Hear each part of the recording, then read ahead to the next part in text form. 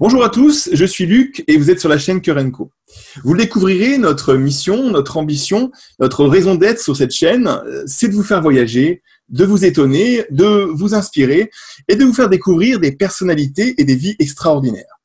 Aujourd'hui, nous sommes à J+5 semaines du déconfinement français et c'est avec la poupée de Michel Polnareff que les Français répondent à l'appel. Non, non, non, non, non, non. Que dire? Il fallait pas les confiner.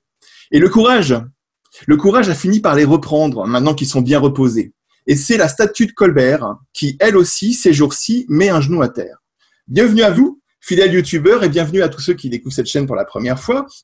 Si tel est le cas, vous pouvez cliquer en dessous sur le petit bouton abonner, et puis, si le cœur vous en dit, teintez donc une petite cloche, et puis, comme ça, vous serez à recevoir les notifications des prochaines vidéos qui sortiront.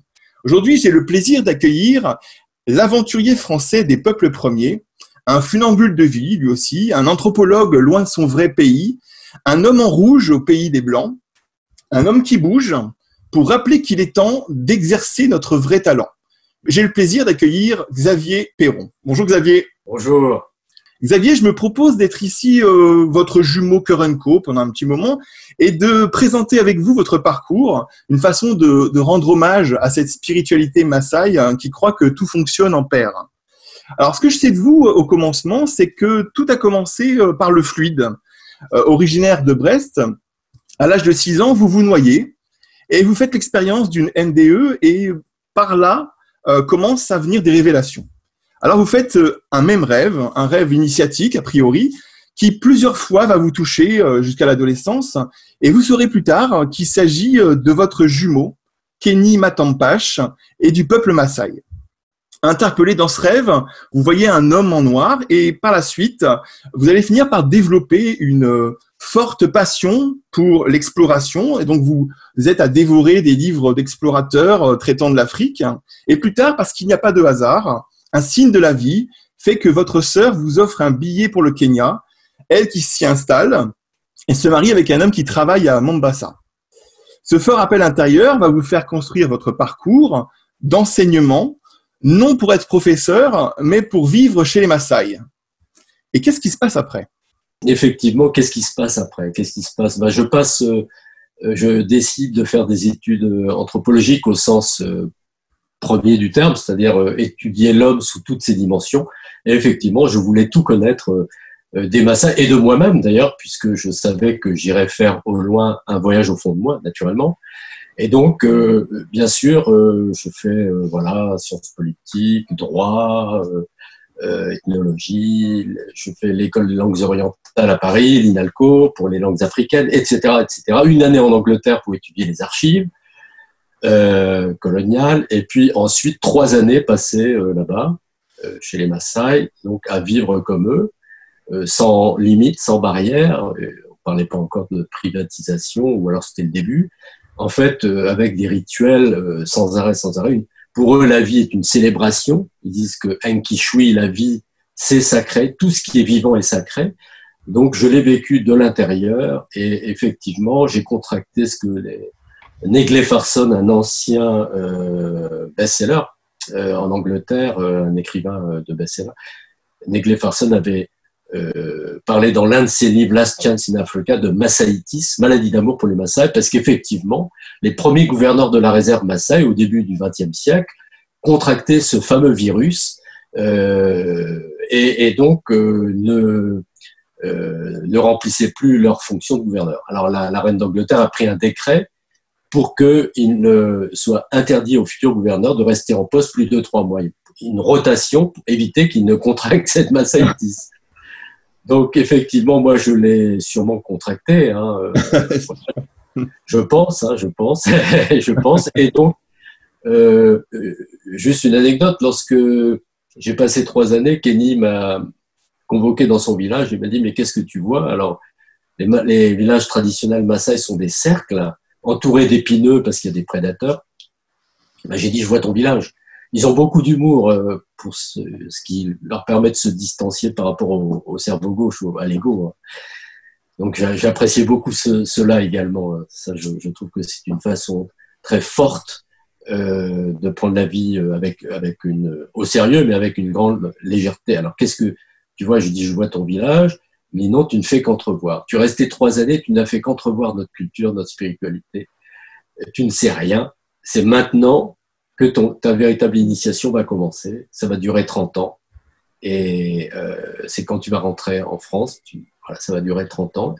Et voilà. Donc tu feras 9 étapes. 9 étapes, il me dit, tu vas devoir franchir 9 étapes.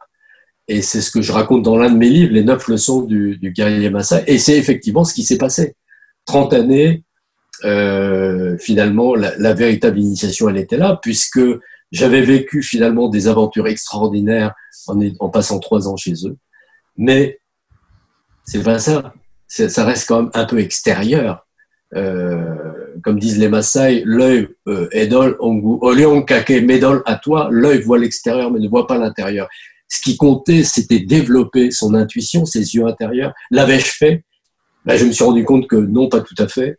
Ouais. Alors, c'est en vivant, comme je vous le disais, oi min kishon kelin memel, la chair qui n'est pas douloureuse ne ressent rien. Effectivement, là, j'ai commencé à ressentir la souffrance de ne pas y être encore arrivé. Alors, sur le papier, oui, on a des réponses, des grandes lignes.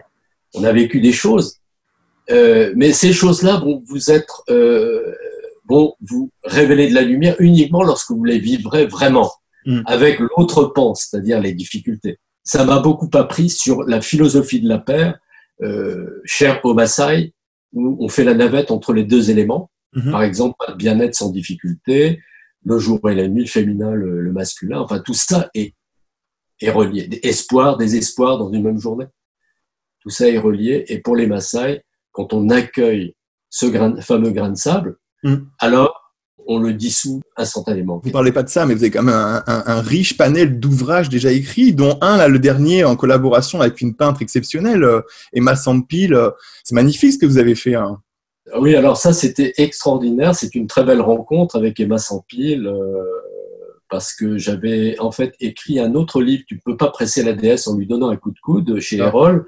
C'est un roman dont le héros est un footballeur. Et lorsque j'ai rencontré, on va dire par hasard, Emma Sampil lors d'un vernissage, en fait, elle me dit que son mari était également avait été jeune avant-centre du Paris Saint-Germain.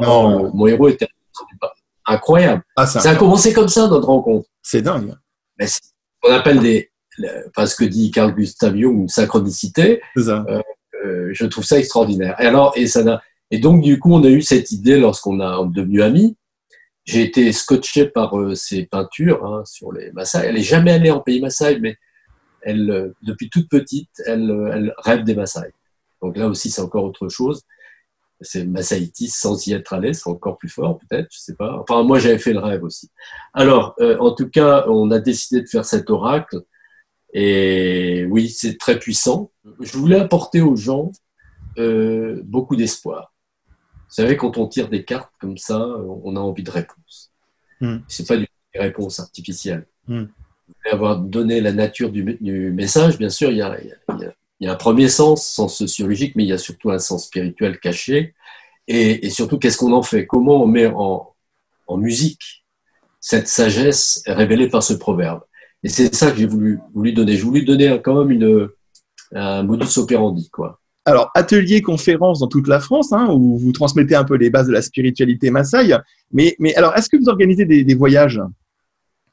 Ah, également, bien sûr. Alors, il y a effectivement ces ateliers d'1 ou 2 journées que j'adore faire. Mais le voyage, on se retrouve dans ce que je disais tout à l'heure, la Maasaitis. Elle est toujours là, la Maasaitis. Elle est là. Et elle vous prend tout de suite dès votre arrivée là-bas. Donc, j'adore ça parce que j'ai plusieurs participants, des participantes qui ont contracté le virus. Un autre virus, un bon virus, celui-là, c'est la Maasaitis, donc, et restent là-bas. Elles sont restées là-bas. Donc, elles ont épousé des Maasai. Donc, le voyage, c'est un voyage très dense qui dure 9 jours. Et le prochain, justement, aura lieu dans la forêt de l'Enfant perdu, au-dessus des volcans, 3000 mètres d'altitude. Les Maasai, les hommes médecines de très grande renommée. Donc, des grandes marches conscientes, dans la forêt, avec des arbres multimillénaires, une faune sauvage en abondance. C'est véritablement un retour aux sources, mais aux sources premières, avec cette possibilité que l'on a d'accéder à cette part d'inconnu en nous, pas du tout, qui est reliée à tout ce qui existe. Et ça n'a pas de prix, évidemment. Je me demandais, en fait, comment ça s'est passé pour vous, ce confinement? Vous étiez où et vous avez vécu quoi? Écoutez, j'étais avec mes enfants. Mon dernier a 9 ans, donc il fallait quand même l'occuper. Il a fait très beau quand même. Hein, donc, moi, je prends toujours les bons côtés. Pour moi, les choses n'arrivent jamais par hasard. Donc, j'essaye de comprendre les choses de l'intérieur et j'accueille. Et donc, effectivement, la maman des enfants étant bloquée au Kenya, parce qu'elle était partie début mars et puis elle s'est retrouvée bloquée. Alors, elle qui est infirmière hygiéniste, alors c'est assez drôle. Ah oui, en plus. Oui, c'était très drôle. Donc, elle est toujours là-bas d'ailleurs. Il n'y a toujours pas d'avion, mais enfin, c'est pas très grave. Alors, en tout cas, je l'ai bien pris et moi, j'ai vu ça comme un signe. Là, je parle des Occidentaux et de mes frères et sœurs, évidemment, et de moi-même. C'est-à-dire que j'ai ressenti l'importance qu'il y avait aujourd'hui à enfin regarder la vérité en face, c'est-à-dire sa vérité, et de faire en sorte de comprendre que la peur est le fléau dont il faut se débarrasser. La peur, pourquoi? Parce que d'abord, je pense que avec ce qui s'est passé, le ressort, c'est la peur. Hein, un peu une tarte à la crème, mais enfin, je le dis. Mais c'est tellement puissant. Donc, je dis, il ne faut pas avoir peur. Chez les Maasai, on m'a appris cela, à affronter le danger pour vaincre ses peurs, justement. Donc, en affrontant le danger, on dissout le danger lui-même. Bien sûr. On a tout en nous. On a tout en nous. Notre corps est bien fait, notre âme, notre esprit, tout ça permet d'être en bonne santé. Donc, il n'y a pas de souci là-dessus. Et ça, j'ai trouvé ça extraordinaire, de se dire qu'il y avait un éveil des consciences. Alors, on l'a vu, hein, peut-être pas pour tout le monde, mais ça a semé ses graines. Donc, moi, je dis qu'il y a beaucoup de bonnes choses là-dedans. Que parler de semer des graines, moi ça m'intéresse parce que quelles graines ça a pu semer chez une personne comme vous qui a quand même vous êtes un routard quoi de la spiritualité, c'est pas nouveau pour vous tout ça. Alors qu'est-ce qu'il y a eu comme nouvelles graines? C'est une très bonne question. Je crois que toute la vie, ce qui est intéressant, c'est de dire chez les Maasai, la vie en fait est là aussi pour vous apprendre jusqu'au bout. Il y a certes des âges de la vie, mais ils disent aussi, bien sûr, la sagesse n'attend pas les cheveux blancs. On peut être précoce, hein, donc il y a tout ça aussi. Mais quand même. Et jusqu'au bout, on fait l'apprentissage de la grande connaissance, sagesse, hein, et donc on s'allège de ses fardeaux, de ses peurs et de ses doutes. Ça, c'est très intéressant. Jusqu'à ce que à l'orée de passer de l'autre côté du voile, parce que pour eux, on ne meurt pas naturellement, la vie et la mort sont liées, mais on ne meurt pas vraiment. Voilà. Et jusqu'à ce que l'on retrouve ce qu'ils disent, Enkai Osorolwa. Dans ton nombril, je veux revenir et demeurer ma déesse. Que pour eux, le ciel est un immense utérus sacré, où on n'a jamais été véritablement séparés, ciel et la terre, parce qu'il y a un cordon ombilical qui nourrit les battements de nos cœurs jusqu'au bout. Et simplement, on réintègre l'utérus sacré de la déesse, l'unité par conséquent, hein, l'univers, l'unité. Et ça, je trouve ça très beau. Et ils font comme faisaient les Égyptiens du temps d'Akhenaton, d'où ils sont originaires, les Maasai. Hein, dans le Maasai, vous avez pas mal de mots de cette époque-là, de l'Égyptien ancien. Eh bien, vous savez bien que l'on pesait une âme avec une plume légère. Et donc, les Maasai, pour eux, les Maasai, on doit être une plume légère au terme de sa vie terrestre. Donc, c'est très intéressant, s'alléger de ces fardeaux. Parce que c'est pas nous qui dissolvons ces fardeaux, c'est Enkai. Donc, c'est l'univers. C'est la déesse mère, si vous voulez, l'énergie féminin sacré. Voilà, on est dans l'unité et c'est pas notre comment dire, c'est pas notre ego ou enfin notre mental, cerveau gauche qui va les dissoudre. Non, ça ne fait que compliquer la chose. Il faut avoir l'humilité de dire que c'est Enkai qui va s'en charger. Et c'est pour ça qu'ils disent Elisio, Enkai or Maasai. Les Maasai et la déesse sont égaux. Nous sommes co-créateurs.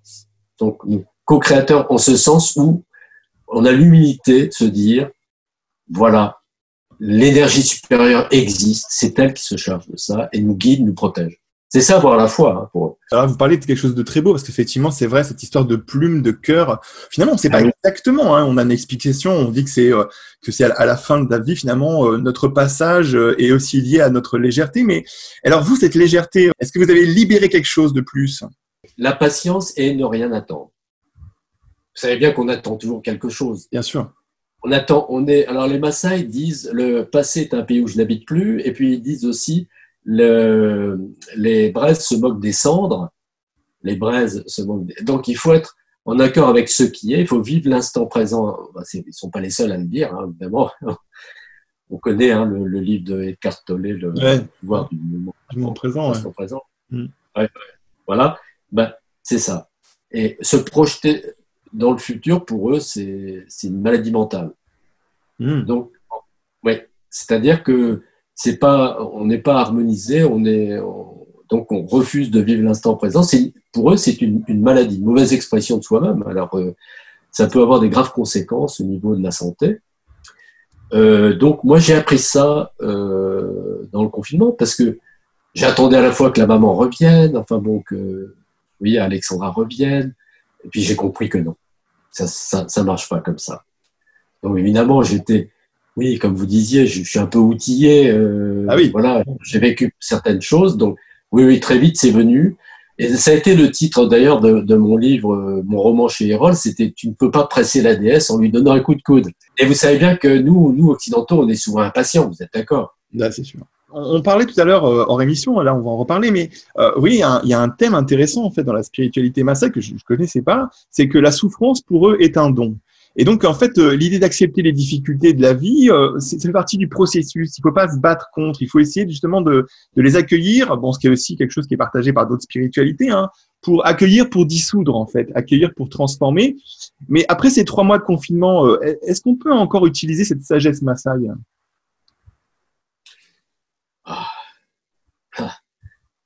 Vraiment mis du doigt, pointé du doigt, quelque chose de fondamental.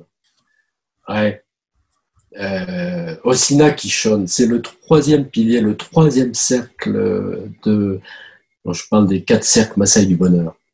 Voilà, refermer ces cercles-là, c'est véritablement accéder à une félicité, à une joie intérieure, à de l'allégresse, l'enthousiasme.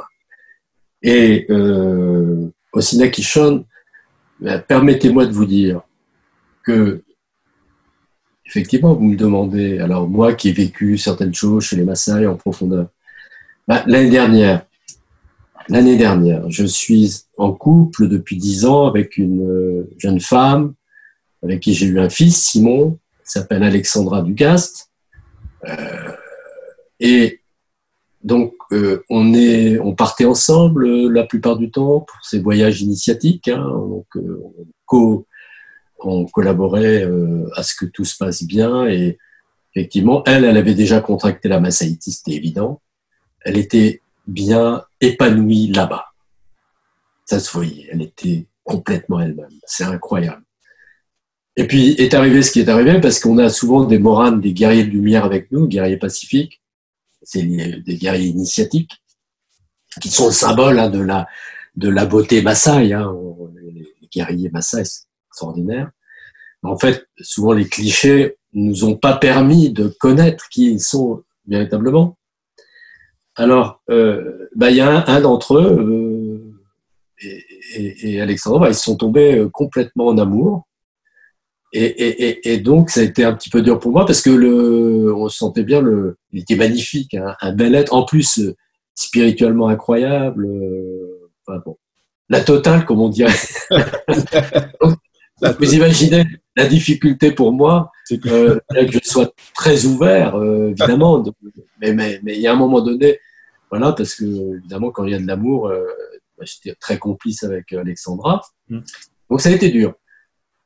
Osina Kishon, la souffrance est un don. Tena il Moran Ninta Amini, si un guerrier de lumière en est la cause, fais-en ton père.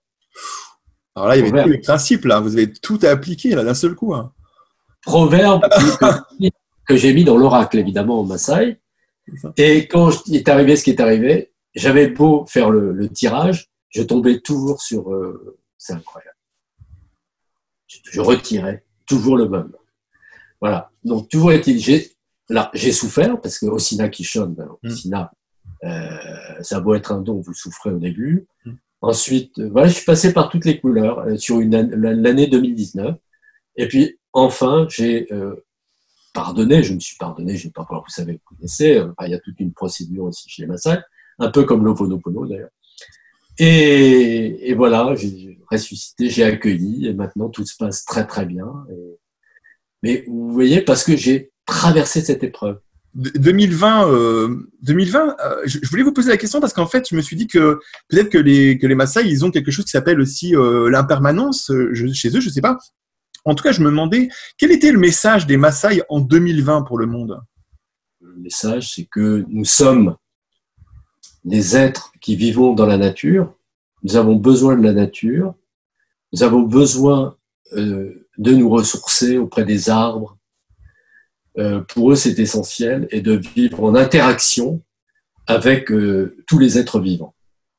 Et je pense que leur spiritualité agit écologiquement, et ils souhaiteraient, je pense, que le monde en fasse de même, c'est-à-dire qu'on ait à notre tour une spiritualité qui agit écologiquement, ou en tout cas une écologie qui se rapproche, voilà, d'une certaine forme de spiritualité. Quand je vous ai découvert et quand j'ai découvert un peu cette dimension qui est la vôtre, j'ai l'impression en fait que depuis le départ on vous a récolté. Je ne sais pas si c'est une destinée ou si c'est une récolte. Parce que j'ai l'impression en fait que vous étiez un personnage qui était suffisamment intéressant de toute façon, peut-être pour Enkai, hein, un personnage intéressant pour Enkai pour plein de choses après. Alors comment j'ai intuité ça? Je me suis dit ça parce que vous disiez que dans votre jeunesse vous aviez eu beaucoup de moments où l'argent tombait tout seul. Ça venait à vous tout seul, vous n'aviez rien à faire, vous voyez.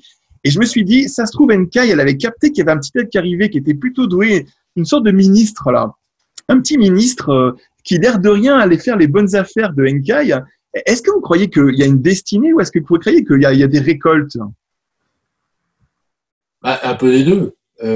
Pour les Maasai, il y a une destinée pour chacun, donc à la naissance. Hein, donc le tout ensuite, c'est de trouver son chemin.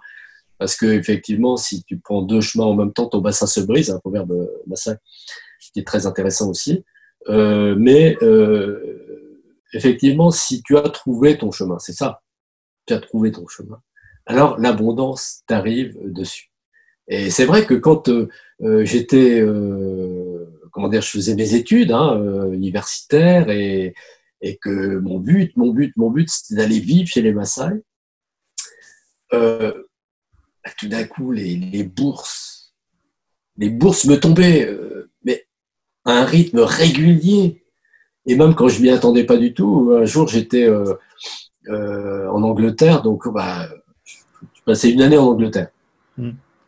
Merveilleux à Cambridge. Bon. Et ma maman me téléphone, me dit, mais il y a eu un message de l'ambassade de France à Londres, ils savent pas quoi faire de ta bourse. Je vous dis, je ne savais plus quoi faire de mes bourses. Et on m'appelait Monsieur Bourse. Parce que tellement c'était drôle. Et donc, ce qui fait que c'est ce qu'on appelle l'abondance, je crois.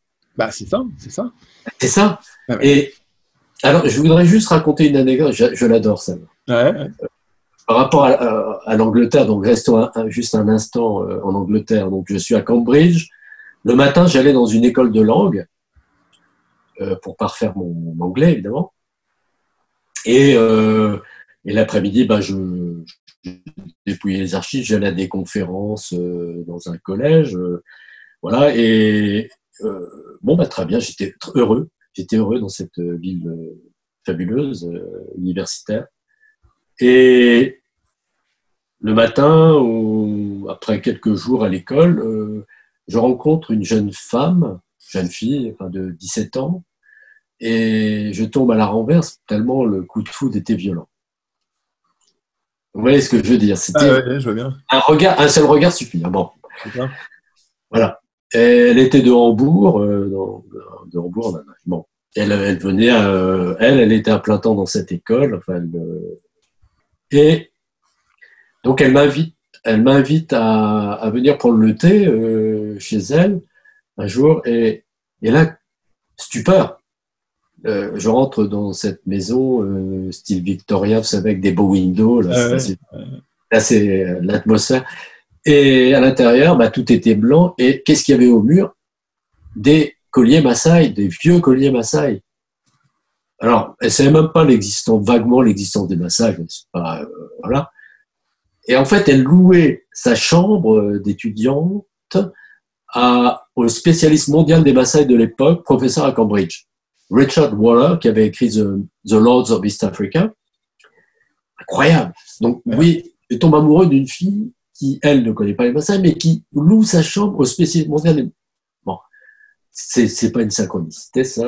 Alors là, alors, et ce qui fait que, si vous voulez, là, ça m'a posé question, parce que je suis tombé très amoureux et je suis humain quand même, hein, donc j'ai passé l'année avec elle et il a fallu partir. Donc, je me dis, y a-t-il des Maasai à Hambourg? Je voulais changer le titre de ma thèse, je ne veux plus partir, je voulais aller à Hambourg. Bon. Tout ça pour dire aussi par rapport à l'abondance, voilà, c'est pas l'abondance qui vient comme ça, il y a aussi, voilà, des droits et des devoirs, et puis une façon de voir quelles sont tes priorités. Voilà. On te met un petit grain de sable, bon, certes agréable, ton amoureux, ça peut être un piège. J'aurais pu dire non, finalement, ça, et j'aurais tout perdu, évidemment. J'ai trouvé ça extraordinaire. Donc, Nkai t'envoie à la fois l'abondance, mais elle t'envoie aussi ce petit grain de sable. C'est la paire. Ouais, c'est intéressant, c'est intéressant. Très intéressant. Ah ouais. Alors, ce qui est étonnant, c'est qu'en fait, vous, finalement, votre vie, elle tourne autour de l'idée de l'homme en noir habillé en rouge qui apparaît à vous dès l'enfance. Ouais. Et en fait, alors je vous propose un autre homme en noir, là, notre Thierry Ardisson national. Je vous propose de faire une petite interview, une interview un petit peu atypique. J'ai envie de savoir un peu quel est le pédigré de Xavier Perron. Alors, je ne vais pas vous proposer autre chose qu'une interview en rapport avec ce sujet-là. Alors, une interview rendez-vous en terre inconnue. Alors, je vais vous poser quelques petites questions en terre inconnue pour savoir un peu qui vous êtes en dehors du personnage. Ma première question, c'est quelle particularité de votre personnalité disparaît chez les Maasai? Mon côté peut-être impatient. Ah, d'accord. Ah oui, je dirais ça. Oui, parce que finalement, je suis un occidental comme tout le monde. Hein, donc, je pense que c'est ça. Oui, je dois travailler là-dessus. Et comme pour les Maasai, c'est vraiment le péché capital, c'est d'être impatient. Ou alors, de trépigner sur son sort. De trépigner sur son sort. Oui, parce que c'est un des proverbes Maasai, il est inutile de trépigner sur son sort. Alors, moi, je dirais ça, et je dirais que c'est le lot de beaucoup de personnes. Quel est le comportement qui vous a étonné chez eux? Un comportement qui m'a étonné chez eux, et qui m'étonne toujours, c'est qu'ils n'ont rien et ils ont toujours la banane.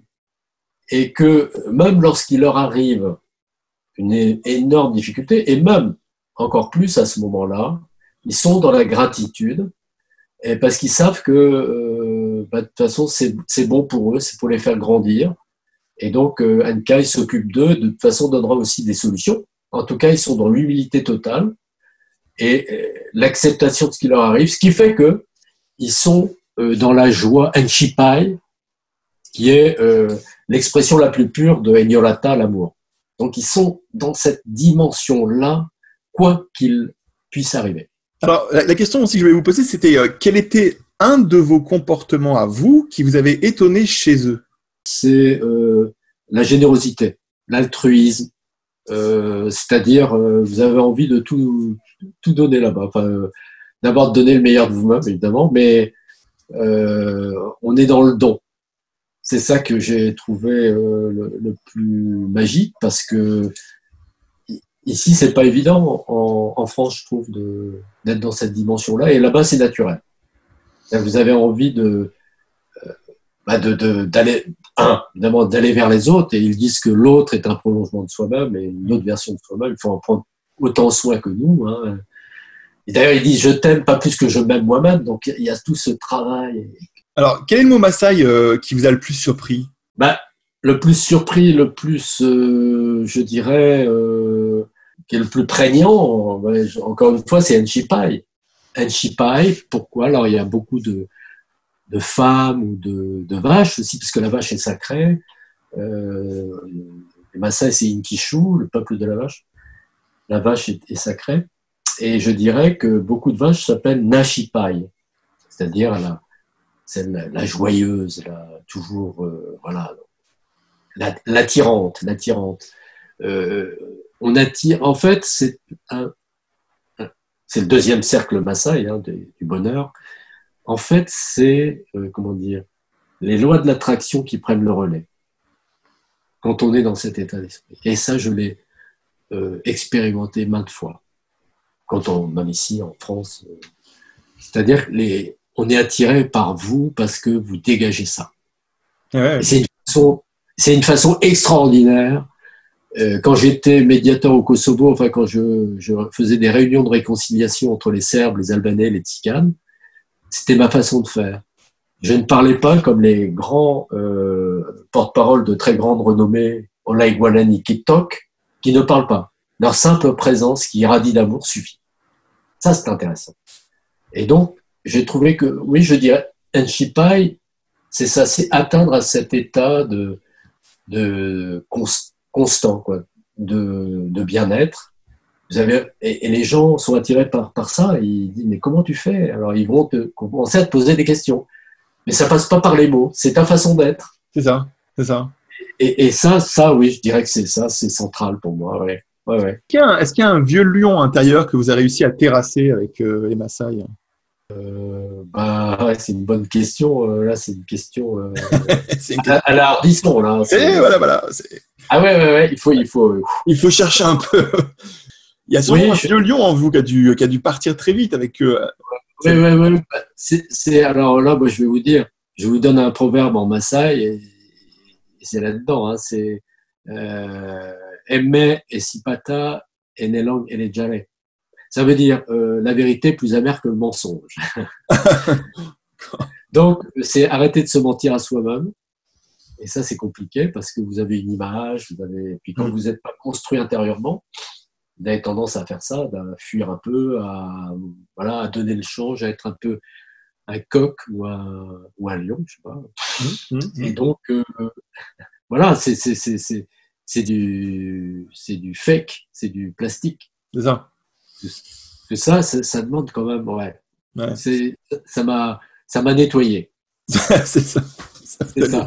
Ouais. C'était vraiment un gros nettoyage au Karcher, on va dire. Et les Maasai, c'est quand même un peuple premier, donc c'est un peuple de rituels, de ritualistes, j'imagine. Alors, quel est le rituel, quel est les rites Maasai que vous ne comprenez toujours pas? Oui, je dirais le rituel de la corde. Ouais. Et Maya Linkopito, peut-être. C'est-à-dire, vous avez tout essayé, vous êtes, comment dire, bien aligné, hein, comme on va dire, centré dans l'unité, tout est bien, etc. Et à ce moment-là, quand même, vous êtes malade, vous êtes, je sais pas, vous êtes, on va dire, un peu de l'arthrose ou j'en sais rien, une maladie qui vous gêne, qui vous handicape. Alors là, vous allez voir un homme médecine qui va vous dire, oui, mais bon, on va vous donner quelques plantes, soigner votre âme, voilà, etc., se ressourcer auprès des arbres. Bon, très bien, rien ne passe. Alors à ce moment-là, on a recours à ce rituel, Emmanuel Linkopito. Alors les anciens vont confectionner des petites cordes végétales. On va faire tourner 4 paires de vénérables sages autour d'un cercle. La personne qui a besoin d'être soignée est mise au milieu du cercle. Bon. Alors 2 paires d'un côté, 2 paires de l'autre, de l'autre côté. Voilà, ils se rejoignent. Ils font 8 nœuds. 8, c'est le chiffre du féminin sacré. Enfin, ça dépend des tribus Maasai, mais voilà, là où j'étais, c'était 8 nœuds. féminin sacré. Alors, l'accord est censé symboliser votre difficulté, donc ça veut dire que vous ne l'éludez pas, vous soulignez bien qu'il y a cette difficulté à soigner. Donc, voilà, et vous laissez faire, Les vénérables sages, c'est les bras de la société. Pour les Maasai, la société Maasai est un être vivant, c'est intéressant. Et le cercle, c'est aussi l'utérus sacré de la déesse. Donc, vous êtes dans l'unité parfaite, quoi. Et ce rituel, voilà, la société là, on vous envoie de l'amour et vous êtes censé être guéri au terme de ce rituel. Alors, oui, je comprends, mais quand vous y assistez, vous participez, c'est autre chose et c'est tout simple comme rituel. C'est ça que je comprenais pas et que ça marche, c'est efficace. C'est l'efficacité. Et en fait, j'ai compris quand même que c'est lâcher prise avec son mental. Ah, ok. Permettre à une caille d'intervenir. Voilà. Vous vous laissez endormir par le rituel et puis et finalement un caille va pouvoir intervenir. C'est intéressant. Ouais, c'est intéressant, ouais. Est-ce que vous avez un petit nom chez les Maasai? Alors ça, c'est encore intéressant comme question parce que effectivement, normalement, on a un nom. On vous donne un nom. Alors, par exemple, je vous dis Alexandra. Hein, elle, on l'a tout de suite appelée Nenkai, c'est-à-dire la fille de la déesse. Quand même pas mal. Hein, selon la vibration, parce que ce que vous dégagez. Alors, ça peut être Nashipai, ça peut être Nasserian, ça peut être des tas de noms. Moi, curieusement, non. Moi, on m'a toujours dit Xabio. Xavier. D'accord. C'est Xavier voilà, c'est devenu Xabio. D'accord. C'est assez rare, je ne sais pas pourquoi. Je me posais une question, vous avez quand même passé 3 ans là-bas, et en fait, comme c'est quand même un peuple atypique, avec des rites, avec un état d'être très particulier, quel est le plus beau rêve que vous ayez fait là-bas? À vrai dire, là-bas, je ne rêvais pas beaucoup. C'est plutôt ici que je fais des rêves, en revenu en France. Ouais. Là-bas, sincèrement, je dormais comme un bébé dans les maisons Maasai traditionnelles, une sorte de igloo, là, en bouse et en végétal.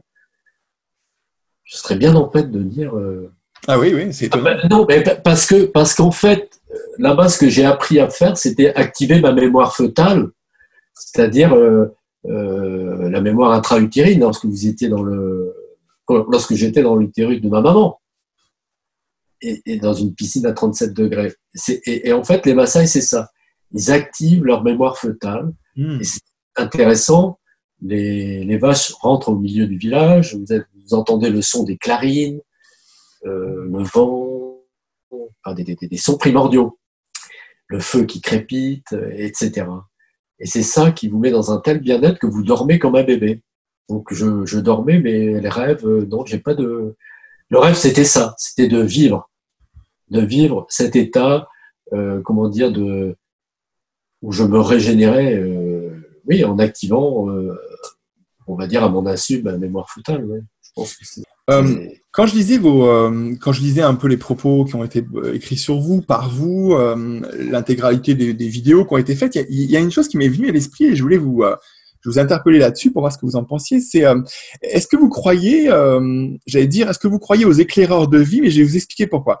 Est-ce que vous croyez aux éclaireurs de vie? C'est-à-dire, est-ce que vous croyez que votre sœur qui s'installe au Kenya, qui se marie avec un homme qui travaille à Mombasa, est-ce que vous croyez que c'est elle, en fait, qui a créé les conditions d'évolution? Est-ce que la présence d'une femme qui vous aime et qui met un pied sur votre terre-mère, est-ce que c'est ça, en fait, qui a créé tout le reste? Oui, certainement. Ma sœur, une place spéciale, elle est ma marraine en plus, c'est ça? C'est ça. Non seulement ma sœur, mais ma marraine. C'est ça. C'est assez incroyable. J'ai pas la réponse, mais j'aime bien votre... Ah oui, éclaireuse de vie, éclaireur de vie. Ça, j'aime bien cette expression. Et j'aimais bien l'idée, si vous voulez, qu'en fait, elle ait mis un pied. En fait, c'est comme si ça pouvait révéler quelque chose. Bon, c'est peut-être encore de l'ordre de l'hypothèse, hein, mais après tout, Kurenko, c'est le royaume des hypothèses pour avancer. J'avais une hypothèse qui était que, en fait, elle avait fait ce premier pas, mais physique. Elle avait mis un pied sur votre terre-mère et qu'il fallait qu'elle soit une femme et il fallait qu'elle vous aime pour que ça fonctionne. Il fallait une femme, une terre-mère, un moment de connexion avant vous et qu'elle vous aime. Et ça pouvait donner même une indication pour les temps futurs, pour tous ceux qui veulent se réaliser. S'ils n'ont pas une femme qui les aime et qui est déjà sur la terre dont ils auront besoin pour être, il leur arrive rien dans leur vie. Alors, bon, qu'est-ce que vous en pensez? C'est un peu tiré par les cheveux, peut-être, mais… Pas du tout. Ah non, ne dites pas ça. Ok. Non, moi je trouve ça très, très, très juste. Ça me parle. J'avais jamais émis cette hypothèse-là et je vous remercie. Je vous en remercie. C'est tout à fait éclairant. Mais non, mais je sens le mot. Moi, ça me parle beaucoup, bien sûr, parce que tout ça, ça se passe à notre insu. On ne sait pas. Nous sommes canal, je le répète, de cette énergie supérieure, ce qui nous dépasse. Voilà, c'est quelque chose qui, on sait très bien ça, la puissance de cette énergie supérieure, de ce plan supérieur de conscience, de conscience universelle. Alors, mais moi, j'ai pas les réponses, mais j'aime beaucoup ce que vous dites. Vous dites que pour les Maasai, choisir en fait deux chemins, c'est briser son bassin. Moi, j'aime beaucoup cette citation. Mais en fait, c'est vraiment une question que je me suis posée à un moment donné, c'est que vous, en fait, si on regarde bien, si la ligne de conduite c'est celle d'avoir rencontré les Maasai et puis de travailler avec eux pour eux, finalement, tout vous a réussi. Tout s'est passé simplement, avec des difficultés, mais simplement. Et finalement, je me posais une question. Comment on fait, d'après vous, comment on fait pour aller dans la bonne direction? Comment on fait pour pas se disperser? Comment on fait pour mobiliser son énergie pour un seul objectif? Avec le regard que vous avez, c'est quoi le bon alliage pour que ça marche?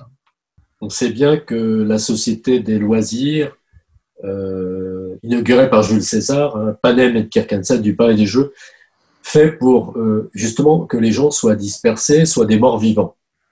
Parce que c'est de la biologie. Pour qu'un être soit vivant, il faut qu'il ait un point central qui agrège tous les éléments qui le composent. C'est de la biologie, la science naturelle. Donc sinon, il meurt. Ben, nous, c'est pareil. Si on ne peut pas avoir un point central, eh bien, on n'est pas heureux. On n'est pas heureux. Donc, d'où tous les burn-out actuellement. C'est-à-dire qu'on se disperse, on fait des choses qu'on n'aime pas. Donc, on essaye ensuite de se rattraper avec les quelques heures qui nous restent, les quelques jours de vacances. Et puis, évidemment, comme on s'évade, on est vite rattrapé par la routine. On n'est pas heureux. Donc, c'est une spirale, mais négative. Donc, comment trouver effectivement son point central, son jardin intérieur? Point central pour les Maasai, c'est son cœur. Donc, il faut ouvrir son cœur au maximum. Toutes les réponses sont dans notre cœur. L'énergie d'amour est illimitée. C'est la source de notre joie, c'est la source de notre aptitude à donner aussi, à recevoir bien sûr. Mais donc c'est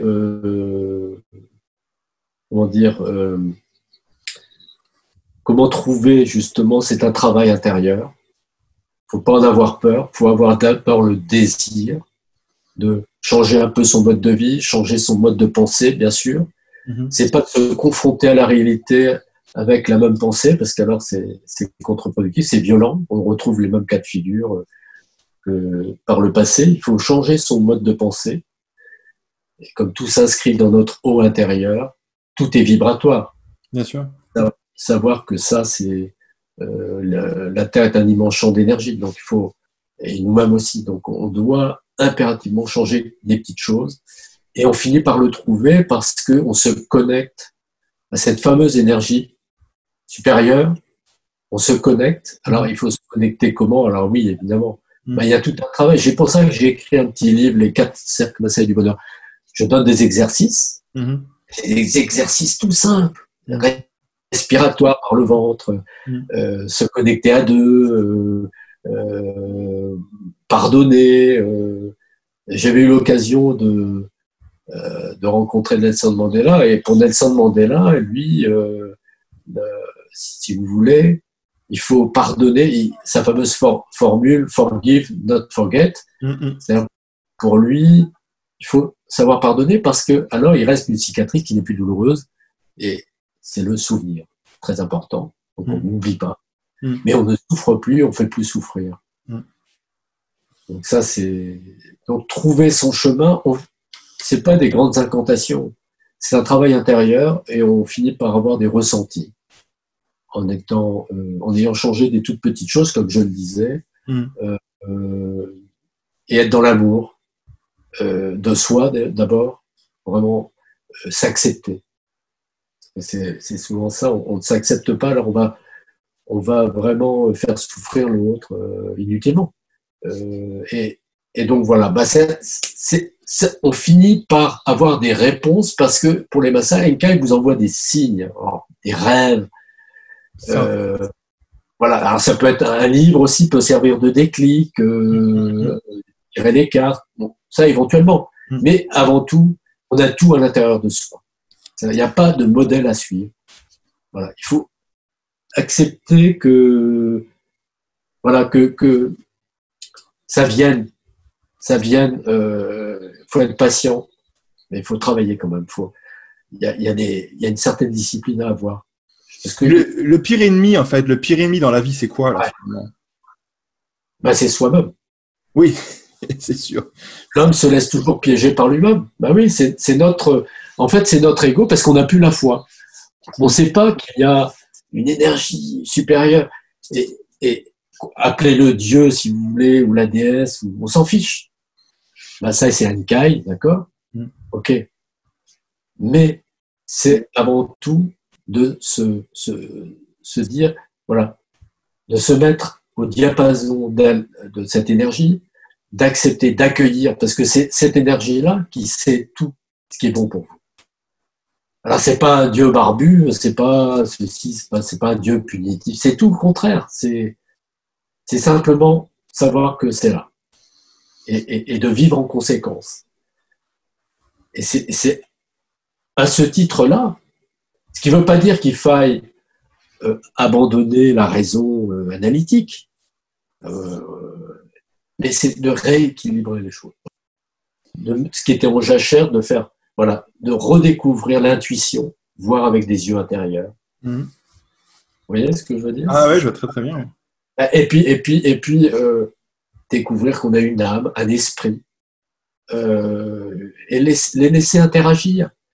On ne peut pas effectivement endormir ses pensées. Les pensées, c'est le fameux pensouillard, le hamster.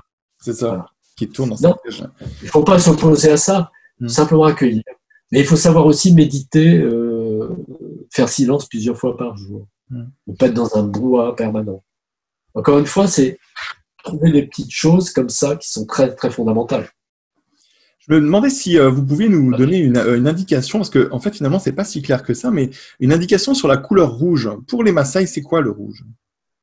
Précisément. Alors, le rouge, c'est la couleur de l'humilité, justement. C'est par rapport à ce que je viens de dire. Ah ouais. L'humilité, c'est-à-dire que le rouge te permet de te connecter à cette énergie supérieure et de faire taire, justement, son mental, son cerveau gauche. Et le rouge, c'est la couleur initiatique, par conséquent, par excellence.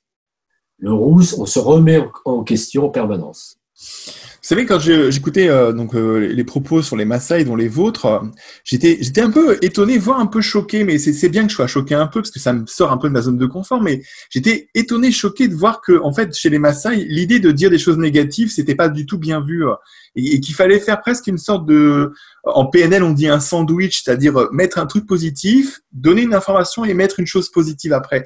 Et moi, ça me déstabilise, parce que je me dis, on vient d'un monde dans lequel on a besoin d'exprimer nos difficultés, on vient d'un monde analytique, avec la psychanalyse qui est quand même marquée.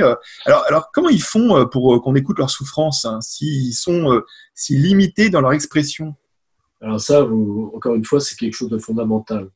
D'ailleurs, une école de psychologie aux États-Unis qui travaille beaucoup là-dessus, parce que c'est pas qu'on nie le fait, simplement que on vit en société, on n'a pas le droit de faire porter ce fardeau à l'autre. Encore une fois, l'autre est un prolongement de soi-même. Donc, ce faisant aussi, on se fait du bien parce que c'est le positif qui l'emporte. Et vibratoirement, c'est essentiel. On ne se laisse pas aller à une espèce de tristesse, de mélancolie. toute une école. Alors, je vous donne un exemple. Quand vous rencontrez quelqu'un, vous allez dire, par exemple, voilà, toute ma famille va bien, je vais bien. Ma femme est morte cette nuit, mais je n'ai entendu parler d'aucune mauvaise. Là, je force le trait, évidemment. Ouais. C'est pour dire. Voilà. Mikiata et Lomon Opishana, je n'ai entendu parler d'aucune mauvaise nouvelle. C'est comme ça. Et effectivement, c'est plein d'enseignements, parce que au lieu de dire commencer sa journée en disant ah quel temps de M, hein, quel temps pourri, voilà, déjà vous plombe intérieurement. C'est sûr. Voilà, vous dites ah ben tout va bien, etc. Ah oui, il pleut aujourd'hui, mais ça va aller, quoi. Enfin, ça va le faire. On dit toujours le soleil est au-dessus des nuages. Bon, vous dites ce que vous voulez, mais c'est le fait d'être négatif. C'est vrai que nous, comme on est dans le mental, on est toujours dans la plainte de toute façon. Et quand on rencontre quelqu'un, c'est pas pour donner des nouvelles, mais c'est pour se plaindre souvent. Et donc, dans mes ateliers, je donne, on fait du théâtre. Voilà, donc il y a des rôles, on distribue. Chacun choisit un rôle en 2 parties, donc la version occidentale, et heureusement, il y a la version Maasai. Donc c'est très intéressant, justement pour voir qu'est-ce qui s'en dégage. Alors avec la version occidentale, on est mal, on est vraiment plombé. Et avec la version Maasai, voilà, ça s'apaise. Parce que pour les Maasai, l'important, c'est de rétablir le taux vibratoire. Effectivement, ça c'est très concret, hein. Mais comme on est mal quand on est dans le négatif. Donc ça, c'est un travail là aussi, hein. C'est vrai. Et culturellement, on n'a pas l'habitude. Et pour finir cette émission, je vais vous proposer une autre hypothèse. C'est à peu près l'hypothèse que je vous ai tout à l'heure sur l'histoire de cet éclaireur de vie. Cette histoire donc d'avoir une femme qui vous aime et qui vous aime dans le pays où vous devez être. Alors, quand j'ai étudié un peu ce que vous disiez, quand j'écoutais un peu toutes les interviews, il m'est venu quelque chose d'étonnant, c'était que finalement, je me demandais, mais pourquoi vous étiez en France? Parce que, en fait, je sais que les Maasai sont quand même des gens qui, pour la plupart, quand ils ont élu chez eux un émissaire, un porte-parole, ces émissaires, ces porte-paroles, c'est des gens qui parlent pas, c'est des gens qui disent rien, c'est des gens qui sont en présence et leur présence suffit. Vous parliez du Kosovo et puis de ce que vous aviez réussi à faire dans une autre émission en disant que c'était par la simple visualisation et l'amour, vous aviez réussi à avoir des résultats incroyables. Et je me suis demandé, en fait, finalement, c'est pas très étonnant que votre femme elle soit là-bas parce que elle continue à faire l'émissaire à votre place en étant le pied au bon endroit et en vous aimant à distance. Mais pourquoi est-ce que vous n'êtes pas là-bas? Pourquoi vous n'êtes pas au milieu des Maasai avec leur force pour aimer la France en permanence? Ah, c'est intéressant ça. C'est très très intéressant. Et effectivement, comment dire, je n'ai jamais eu ce désir-là, qui correspondait sans doute pas à ce que je devais faire. Et moi, j'ai toujours eu le sentiment que, en étant justement parmi les miens, entre guillemets, en France, hein, je pouvais à la fois transmettre, bien sûr, ce que les Maasai m'avaient transmis, hein, parce que d'ailleurs, Peron, en Maasai, c'est transmetteur, donc c'est assez drôle aussi. Incroyable. Ah oui. Ah, c'est fou. Hein. Oui. C'est fou. Et attendez, moi je suis le numéro 9 dans ma famille. C'est ça, je sais ça. 9, c'est le chiffre sacré. 9 et 9. J'avais besoin de me confronter aussi chez moi, enfin en France par exemple, à ce qui s'y passe et à pouvoir être sur place pour envoyer d'autres vibrations. Enfin, voilà, une autre vibration. Je pense que c'est important aussi. C'est important d'être là aussi, présent. Donc, pas par le discours, mais être là physiquement présent. Je ne sais pas. En tout cas, oui, très, très bien vu de votre part à propos d'Alexandra, qui, elle, finalement, poursuit, voilà. Elle va vivre maintenant ce que j'ai vécu il y a quelques années, les 3 années passées là-bas, maintenant, à son tour. Et ça, voilà, le relais Ouais, ouais, c'est étonnant. Hein. Et la paire, elle est là-bas. La paire, ouais. Et la femme qui vous aime et qui est là-bas aussi. Voilà. C'est étonnant. Et une dernière question pour finir. Je me demandais, en fait, à votre avis aujourd'hui, qu'est-ce qui ferait la différence en France? S'il y avait s'il y avait une compréhension de la spiritualité Maasai, qu'est-ce qu'on pourrait changer en France dès maintenant? Je pense une chose très simple, c'est que finalement, on a évidemment les gouvernants que l'on mérite, enfin entre guillemets, hein, bien sûr. Voilà. Mais je pense que, je le dis haut et fort, on peut changer, on peut se rendre heureux soi-même, pas en changeant des petites choses. Ça paraît simple, simpliste, mais j'en demeure persuadé, et que partant de là, si on est un petit peu moins centré sur son ego, sur cette espèce de turbulence du monde moderne, et Dieu sait s'il y en a, si on arrive à faire silence plusieurs fois par jour, à s'isoler un petit peu pour se retrouver soi-même, on a des révélations qui sont énormes par rapport au peu d'investissement finalement. Et cela dit, avec les ressentis et les résultats, bah, les gens ont envie de continuer dans cette démarche et de se changer soi-même pour changer le monde. Je trouve, bah, pour retrouver la phrase de Gandhi, soyez le changement que vous voulez voir dans le monde. Donc, moi, je dis, c'est ça, rien d'autre. Et c'est possible parce que tout est déjà là. Et ça, franchement, je l'ai voilà, je l'ai expérimenté. Alors, ça peut être douloureux par moment, mais la vie, c'est ça. La douleur n'est pas là pour vous faire souffrir, elle est là pour faire comprendre que, effectivement, la vie, c'est pas uniquement du cocooning, voilà. Simplement, il y a des choses à comprendre dans la vie. Et c'est vrai que dans la société de consommation, on nous dit tout le contraire. Mais à soi, maintenant, après ce qui vient de se passer, de faire véritablement, honnêtement, un retour sur soi et d'accepter cette phrase de Gandhi, soyez le changement que vous voulez voir dans le monde. Bien, eh ben écoutez, merci beaucoup. Merci aussi à vous, youtubeurs qui suivez cette émission, et à ceux qui la découvrent. Ben, écoutez, vous pouvez toujours cliquer sur une petite cloche, cliquer sur un petit abonnement et nous suivre. Merci Xavier, merci pour cette sagesse Maasai. Et puis, ben,